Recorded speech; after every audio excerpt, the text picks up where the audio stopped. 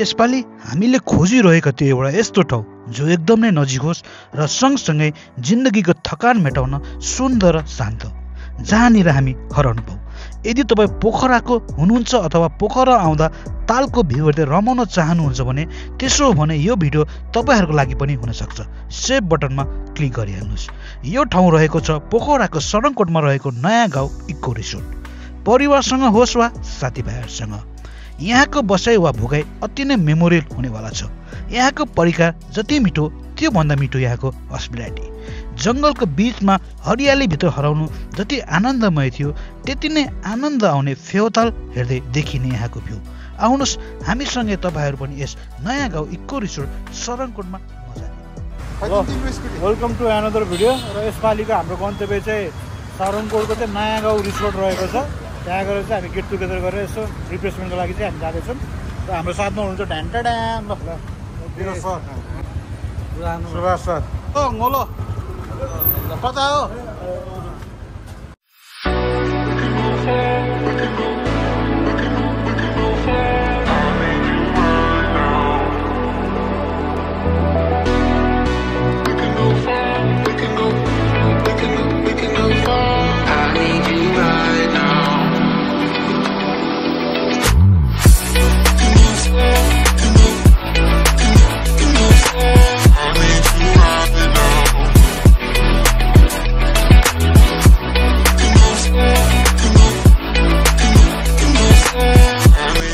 माथि चाहिँ सरङकोट,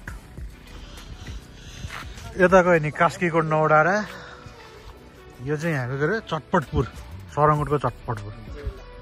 यो चाहिँ नयाँ गाउँ रिसोर्ट लेखेको। यो हाम्रो डेस्टिनेसन यहाँबाट चाहिँ 500 मिटर तल। यहाँ जाँदा भ्यू त अति राम्रो छ है।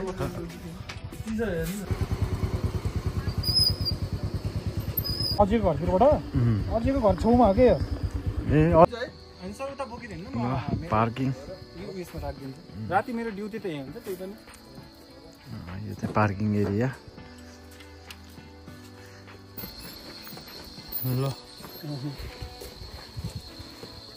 ल गो गो हाम्रो चाहिँ गन्तव्य आइपुग्यो आजको।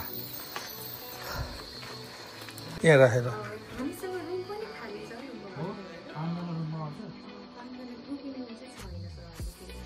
भन्नाले यति गर्दै भोलि चाहिँ यहाँको विशेषताहरूको बारेमा यसो भनिदिनु ल, इन्फर्मेसन जानकारीहरू गराइदिनु है। जति सक्दो तपाईँहरू इन्फर्मेसन दियो भने अरूलाई सजिलो पनि हुन्छ नि त, त्यही भएर। ल आजको हाम्रो रुम एउटा यो रहेछ, एउटा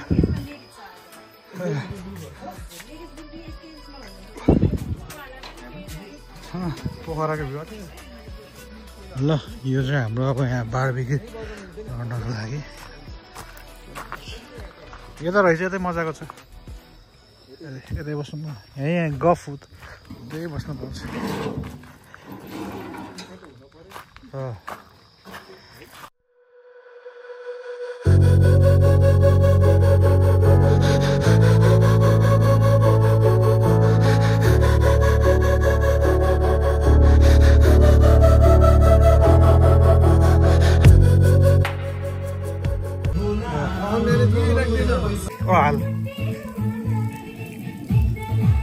अब चाहिँ हाम्रो यहाँ बारबेक्यू सुरु हुँदैछ।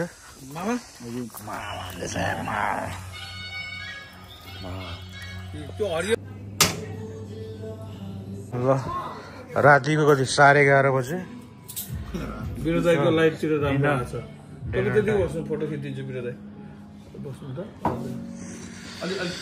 हाम्रो डिनर टाइम भयो। फोटो नै हान्छ नि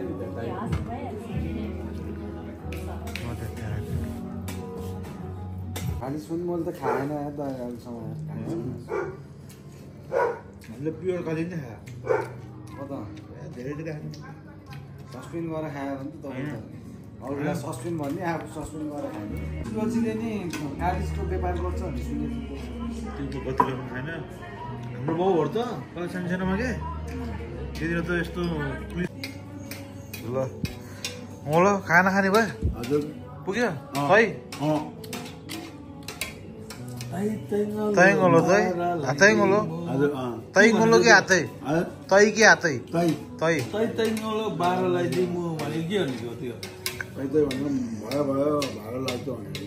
हो दाइ बिरदाइ हो तपाईँलाई आउँदै आउँदैन बुझ्छ बोल्न गुड मर्निङ फ्रम नयाँ गाउँ इको रिसोर्ट यो चाहिँ सरङगढमा पर्दछ हामी चाहिँ हिजो आएर बसेका थियौँ र अब चाहिँ अरूहरू चाहिँ उठेन म चाहिँ टक्क एकचोटि यसो ड्रोन उडान जाम भनेको कतातिर हुन्छ अब यसो हेरेर दामी छ भ्यू त फेरि यस्तो ऊ त्यहाँ माथि तल ताल भयो के अरे यो भयो त माथितिर सरङगढ भयो यो चाहिँ यहाँको रिसोर्टको एरिया रहेछ डेन्जर ठुलो रहेछ घुम्दा घुम्दा अब एक सर्ट ड्रोन उडाउने कुरा हुन्छ कतितिर हुन्छ अब It's like a glitch I can't control. Someone's fucking with my dough. Kinda voodoo shit, you know. You know, you won't find me tongue-tied. No witness on my side. Harmonies when I cry. This stuff makes me nauseous. Losing what they taught us. Gotta tread real cautious. But I go back to default. I go back to default. Breakfast time के छ मामा नि उठे भ्यानै होइन मामा ल breakfast आएन त तिनीहरू त यार चिसो हुन्छ कि भन्यो मिल्कै लिनु पर्ला हजुर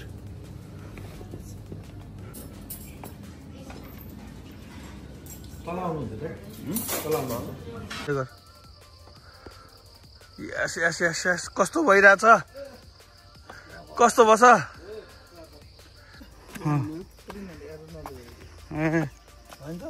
भरेको छ मामा छैन भरे ए गुफा हो ल अब यहाँ जाँदा जाँदै रातिको बसाएपछि अब यो एक्सप्लोर नेपालको स्टिकर टक्क तास्दै हुनुहुन्छ हाम्रो एक्सप्लोर नेपालको पिए सेक्रेटरी सुभाषजी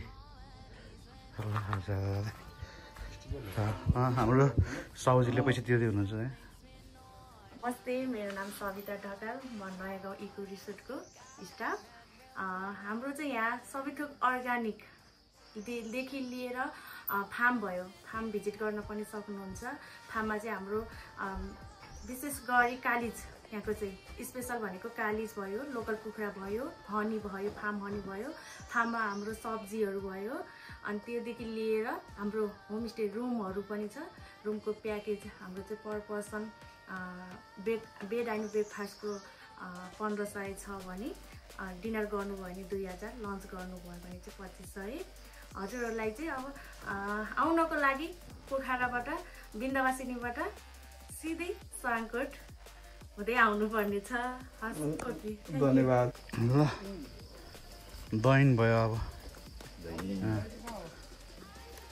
बाइक स्कुटर त कता ओ स्कुटर ए चाबी लिएर घर जानु लाग्यो यस्तो दिएँ मैले त मुला त हेर त खै राम्रो दिएछ